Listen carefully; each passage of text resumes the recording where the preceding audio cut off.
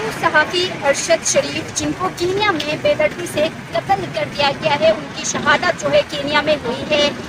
وہاں سے جو تمام تر اپڈیٹس تھے وہ بھی آپ کے ساتھ شیئر کرتے رہے ہیں۔ اب جو اپڈیٹ ہے وہ یہ ہے کہ آج رات 1 بجے ارشد شریف کی جسد خاکی کو اسلام آباد پہنچا دیا گیا تھا،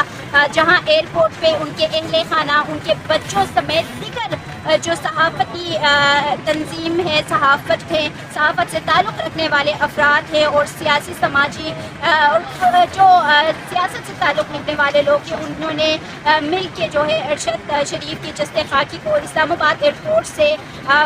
ریسیو کیا تھا، جس کے بعد وہاں ان کا دیدار کرانے کے بعد ان کے جسد خاکی کو، ان کی میت کو اسلام آباد کے قائد اعظم اسپتال میں کے سرد خانے میں منتقل کر دیا گیا تھا، جو کہ رات گئے سے یہاں پہ اسپتال کے سرد خانے میں تھا۔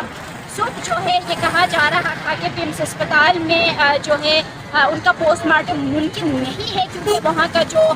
سرد خانہ ہے وہ ابھی اس وقت جو ہے مرمتی کام وہاں پر جاری ہے،